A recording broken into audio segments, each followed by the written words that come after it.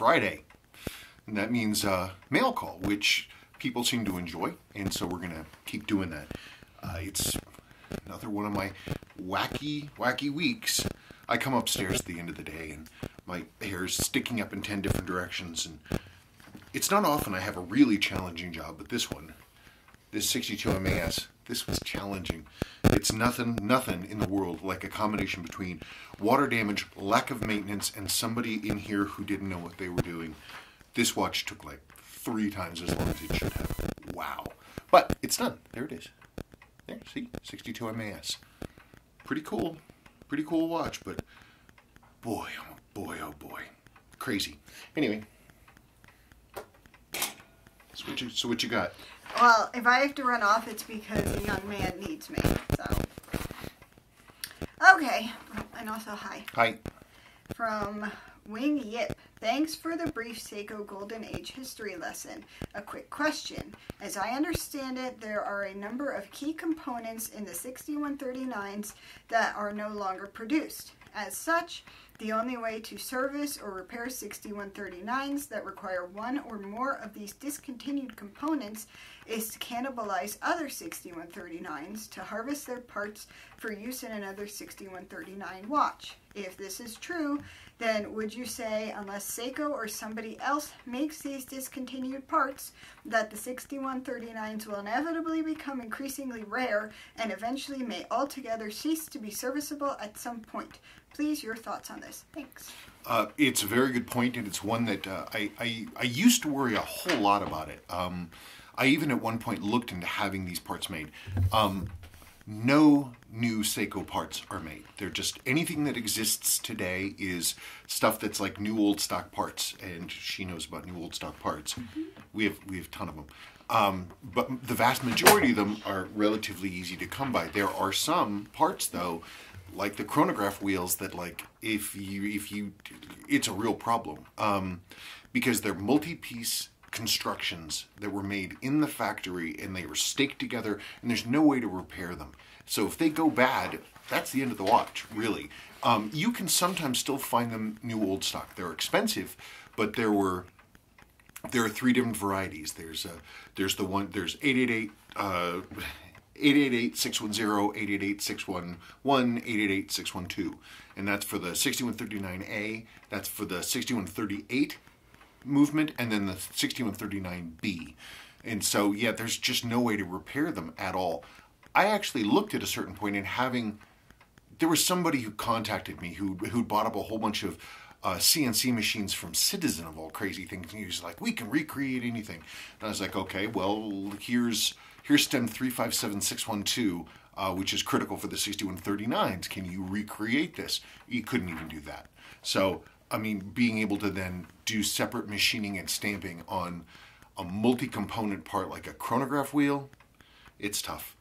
As for, whether or not they'll get to the point that there aren't anymore or they can't be repaired, that's possible. I used to think it could happen like soon, but I don't know that it's going to happen soon. Seiko made hundreds of thousands, if not millions, of 6139s. Granted, the vast majority of them are probably in landfills, but there's still a ton of them above ground. And so it's going to take a while before that happens. And I also hope that as manufacturing gets more and more, able to do little... What? I don't know. Manufacturing gets, more able to do this kind of stuff, that people are going to be able to go backwards and start recreating these critical parts. I don't know, though. It's tough. It makes wearing a 6139 or a 6138 challenging. The 6138 chronograph wheels, those are really hard to find. If you have a 6138 with a dead chronograph wheel, yikes. Anyway, sometimes I can repair them, but usually not. So, damn. Okay. From Mark Bloom, Sabrina's facial expressions keep me wondering, is she bored? LOL. Is he making her do this with him? Anyone else think that she is kind of rolling her eyes? You guys are a lovely couple and I enjoy your videos. He doesn't make me do them. I'm the one that keeps reminding him because I know people like them. Am I bored? I don't. No, I am not. Well, this kind of technical stuff, I mean, you don't really enjoy it. It's like you were talking to the guy for the Deckwood, and you were like, I had to. We were trying to get around to building a new deck, and I went to this place because he was working and I was out. And to go talk to a guy, get quotes on wood, and he's like trying to upsell me, and I realized that I just was like, and I had to really work to listen to him. And well, your areas of passion are elsewhere. I mean, you care about your TV show, you care about politics, you care about, I don't know, cooking, and you're learning. I don't know, you're teaching yourself different stuff. I guess. And right now I'm listening for Sebastian, so that's why I look kind of serious. He's extremely quiet. Always a good sign. Mm-hmm. Okay. I apologize if I pronounced your last name wrong, or your first name, from Leah Dijkstra. In 1978, I bought a gold-plated Seiko 7546-8360. It was relatively expensive because quartz was a hot thing back then, mm-hmm. but around the mid-80s I stopped wearing the watch because of your inspiring videos. I had to look at it again. The old battery was still in there. I had the battery replaced, and guess what? It still works great. Mm-hmm. And the second hand hits the markers on the spot. I found new appreciation for this watch, and thanks to your inspiring videos, I am now the proud owner of a vintage Seiko. P.S. The plexiglass has scratched. What can I do about that? Yeah, the 754X series watches, they're one of the few instances I can think of where Seiko went from top down, because they started with those. I should have gotten some visuals. I told you I should have read you the questions first. Anyway, they came up with that move in the 7546 because quartz was the big thing. Quartz was the big deal. And it was the sort of the future. And people forget that in the early days, quartz was the expensive option. I've seen a booklet produced by Seiko that was given to jewelry stores and things like this to explain to the salespeople exactly why it was that the quartz watches were so much more expensive than the mechanical ones. Because again, horology, the accurate telling of time. And so quartz, they knocked it out of the park. So when Seiko wanted to make the next iteration of their big series professional diver, when they outmoded the grandfather tuna, the 6159, they made a new version of it, the 7549, 7009, and they started with this movement, which was a derivation of the 6309, 6106. It was in that movement family. And so they made it incredibly overbuilt. They're all metal trains. They're jeweled. They're really, really truck-like and burly and bolted together, basically almost, except for the circuit, basically no plastic parts at all. And they're extremely strong, very, very accurate. The only thing that will kill one is water or like a battery leak. I think their only real Achilles heel is that the hole for the center wheel is not jeweled. But anyway, so Seiko took that movement, the top movement on their top diver, and they spread it all the way down to basic dress watches. And so you could get a dress watch back in the day for a reasonable price that had a bulletproof movement in it, and their quality still shows today, just like yours. From Todd S. But a serious question, what Seiko Autochrono do you think is the best design? Is it the 6138, the 7017? I actually, just in terms of durability and accuracy, really honestly, the Dainey chronographs, the 7015, 7016, 7017, 7018, they're great. Dainey's movement tech was just more durable and reliable. Like a 6139, a basic one, it's not fully jeweled. I mean, it's got 2 bushings instead of jewels in the train bridge. And it's got 1 bushing instead of a jewel. But a 7000 series, they're fully jeweled the entire way. Not only that, they're a chronograph wheel, and unlike a 6130X, which has this weird sort of looping round thing, which basically has 2 points of contact inside and outside. The Dainey chronographs have a 6-fingered spring. It's extremely rare for me to see one of those things fail. And after service, just like their 3-hand brothers, they're extraordinarily accurate and durable. They're great watches, just in terms of doing what they're supposed to do, which is to tell time. Sua gets a lot more press because of the 6139s and the 6138s. And most of what we saw here in the United States was SUA production stuff. And so the Danny chronographs didn't come here that often, but they are absolutely worth the time. The problem is they a lot of them went to parts of the world where they were horribly abused, and so they tend to be compromised. But if you get one that's in really nice original condition, whew, they're lovely. Did you put the thing on airplane mode? I don't think so. If you hear squeaking, it's because the microphone needs it to be in airplane mode, and... So you might hear the squeak, squeak, squeak, squeak. Sorry about that. Yeah, sorry. Was I on that one? I think so. Okay, I'm going to read this, and then I can try to put it on airplane mode right now. You want to see if that works? Okay. I don't know if it'll work. We'll try.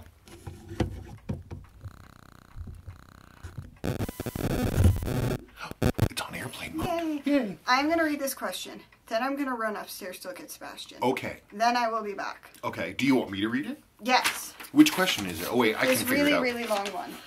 Okay. Spencer question for a future episode, which is this one. I like watches that look great as well as run well mechanically. You mentioned a year or so ago that you had a connection with an older gentleman who was a retired engineer. He'd engineered a way to refurbish and mill worn Seiko cases. Great with a service. I'd love to. He vanished. He's a retiree living up on top of a mountain in Missouri, and I haven't heard from him for like a year. So my goal with him was to basically get him set up to be his own business, but he really didn't want to do that, which is understandable. He didn't want to work with customers. He didn't want to deal with email. He didn't want to do any of that stuff. He wanted to be a sort of a subsidiary of my thing, so I would need to do all this stuff to take a watch apart, get it ready to service, but then ship the case off and have it restored there and then ship the case back. It would add massively to my work to have that done. Also, he had, while his work was magnificent, he really only perfected the 6139 6000X cases, and his work was magnificent. There is... I just don't have any other recourse. There's a guy in like Poland, I think. I saw him on Instagram, and he remanufactures cases like all of them. He does Zaratsu polishing, and his work is insanely beautiful. But he's in Central or Eastern Europe, and I don't know that I look at his photographs and they look really, really nice, but I think they're doctored, but I'm not really sure. I wish I could get this guy to do more. I really wish I could have made him into his own business rather than trying to be a subcontractor of me, so that he would be his own name, because believe me, his work was magnificent. He totally knew what he was talking about too. He was great. Your videos inspired me to rebuild and finish my dad's 6106-5467 stainless steel with blue dial he purchased back in '72. Watch looks unique and beautiful in a sporty 70s way, and I often get comments from others on it. Well, isn't that great? I never get comments on any of my watches, ever. I think I've gotten... One time, I was getting sandwiches, and it was downtown, and the girls in the sandwich shop liked my watch. It was an orange-dialed 6106-7107 Sport Diver, and I think that's the only compliment I've ever gotten on a watch, but what are you going to do? Oh, this is a Sabrina question. And I'm back. She's back. Well, it's a half of a question. Okay. From Oscar Gustavo Arcos Ruiz. Ruiz. I'm so sorry. I can't pronounce anything. Okay. This time, Sabrina's shirt really left me intrigued. Is it a drawing by Tim Burton? Is it a dead child? Okay. I really like obscure, you're on it, random things. And... So, there's an artist... Well, no, first... Can they see it? Yes, they can see it. What it says? Well, why don't you read it to them? Y is for Yar, who done in by some tar. Okay, so this is a riff on Edward Gorey, an artist and comic book person who did a thing called Amphigory, and one called the Gashly Crumb Tinies, which is an ABCs but of horrible things happening to children. And the person... What was the original? Oh, hang on. J is for Jack's, done in by an axe or something? No, K is... They all saw it. They did? K is for Kate, who was struck with an axe. Yeah. Anyway, And then the other part is from Star Trek: The Next Generation, when my least favorite character ever, Tasha Tasha Yar, Yar, died. And when I was really small and I'd watch it, people would be like, "What's your favorite episode?" I mean, I was like 3, and I'd be like, "It's one when the lady dies." Like, wow, that's nice. And this week's shirt. So, can you put the thing down? It is X-Files theme. X-Files. Great. Spooky. There's another part. Yeah, no, I read it, so why don't you read it? Another question. The watch in which Spencer checked the time is an Omega Speedmaster MK4. The MK4s are ones of my favorite chronographs. Mark IVs are cool. They're funky. They don't get... sort of the really hardcore watch aficionado people kind of sniff about them because they don't have... And I actually considered doing a video just on this compare-contrast. Because the Speedmasters went from like the 3-hand, 321-powered chronograph that you have upstairs. That was Uncle Dick's. Oh, okay. It went from the 321 movement to the 861 movement to the 1861 movement. And so you had this sort of classic movement that was in all of them. But then they went to the Mark IV and... Yeah, I'm not sure if the Mark III was in there too, but anyway, the Mark IV, and they went instead to a Lemania chronograph, which I was flabbergasted to find out people sort of sniffed at. They thought it wasn't a very good movement. It's a great movement. It's high beat. It's automatic. It's got some funky stuff. Like it has clutches instead of just straight gear interaction. So that makes it a little more complex, but they're great movements, and I don't know why people sniff about them, but I think they're underappreciated. My understanding is that the Mark IVs were made only in 1972 or 1973, or 1973 and 1974, not even for 2 whole years. Mine's pretty cool, and I think I'll do a video, compare-contrast about the different Speedmasters. Are you actually going to do a video? No, I've really been thinking about it. The only problem is that in order to really do it right, I would have to pull the case backs off. And I don't like opening up watches that are serviced. It kind of bugs me. But, I mean, for an illustration purpose, I would need to. It's just a matter of, stealing myself and doing that. Okay. Is there anything else? One more. Oh, one more. From a screen name. Is that an L or an I? Of Lair Keys. Okay. Cool stuff. Not sure if you have covered this before. I've not come across it. But how did you get into the delicate watch business and progress in your career? You say your dad was into optics, which is also precision equipment. So yeah, just curious. It's a story. It's a long story. But the easiest way to do it is to Google worn and wound Spencer Klein. And I talk a lot about both of those things, how I got into this business and optics and stuff like that. Yeah, Dad loved optics, and he always loved repairing things. And when he got older, he couldn't do what he used to do, which was everything. And he had to go to things that were a little more achievable. And he always loved optics. He thought they were great. And so he really got into it for a while. Like he got a whole huge batch of like tools and maintenance stuff from a company that I believe is defunct called Micro Tools. But he got all this stuff to rebuild binoculars. Now, Dad and I always work together on stuff, and machines make sense to me. I can see them in my head, and I can pull them apart in 3D in my head. I see how they work. I don't know. They just make sense to me. So Dad and I worked together to rebuild binoculars, and it was just really fun. And it was my first introduction to working with more precision stuff and cleaning optics and doing collimation and figuring out the history of these pieces. It's a fun challenge. We did that a fair amount together, and so I did that for fun. I don't really work too much with binoculars anymore. Most of these are Dad's, and I don't really deal with them. I mean, like, and some of them, it's like, how many pairs of binoculars do I need? Like this is a pair of... My mother said, you've only got 2 eyes. It's true. Like this is a pair of World War II naval binoculars, and they're super cool, but like most of the rubber armor's missing. But water got in, salt water got in, despite these desiccant cartridges that are here, and it etched into the surface of the prisms. There's nothing I can do about them. You can use them. I mean, they're clean, they're neat, but they're just a piece of history. They're not usable, and I do like things that are usable. But it's a little challenging, but the technology is great. Like these are Hensoldt Wetzlar. They're roof prism binoculars. These are really, really high-tech pieces. They're really beautiful, beautiful.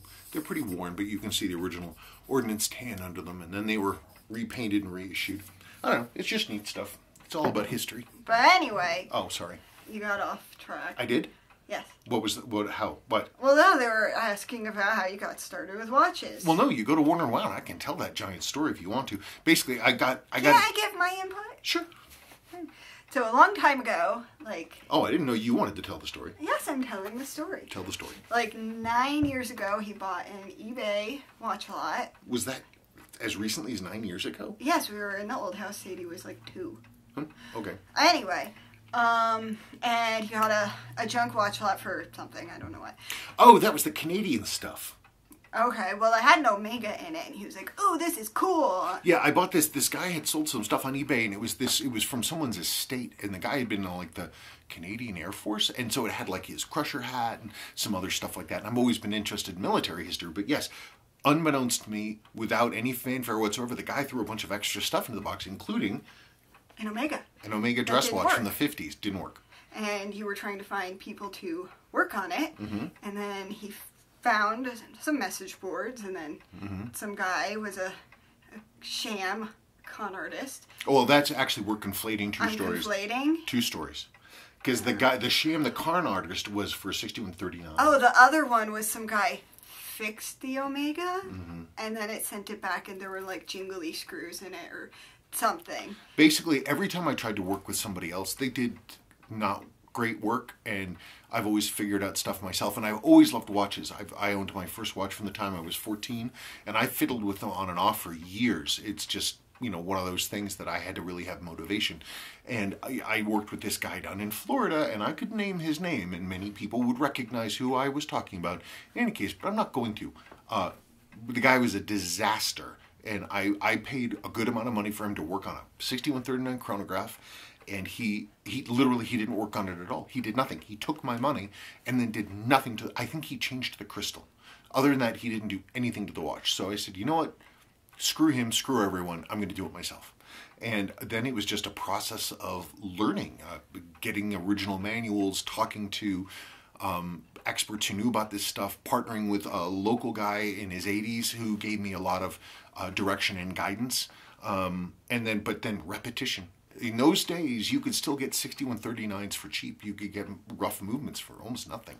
And then, so I just would take them apart and rebuild them over and over and over and over again until I started gaining real familiarity with the movements and being able to understand then when something was not doing what it should have, which is how you do this stuff, repetition. And then, more learning. Every day is learning. People sometimes call me a master or something else like this. I don't accept that. I appreciate it, but there's so much that I don't know. I'm not, what? Nothing! I'm not bullshitting. There's so much that I don't know. Potty mouth. What are you going to do? Hey, come on. Dad used to say that word. I know. Well, it's bullshit. Anyway, but it's, it's just, there's so much to know. And yeah, I know a lot of stuff, and it panics me when I think it's not written down, some of my tricks and some of the things that I know, but there's so much that I don't know. Trying to correct a hairspring on that stupid 62 MAS. Working on retruing a hairspring. Whoa, it's work. I mean, it's relatively straightforward stuff. I understand how it's supposed to be, but this is really fine work. And, I can do it, but it's, it's just a challenge, and there's always more to learn. Always more to learn.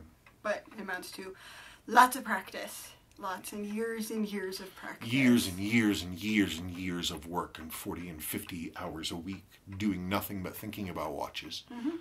And then one thing led to another, and it worked out that things worked better for him to do. Well, everybody had the same problem I did, which is that you couldn't find anybody to work on your watches. And so guys in the watch community started asking if they could send their stuff to me.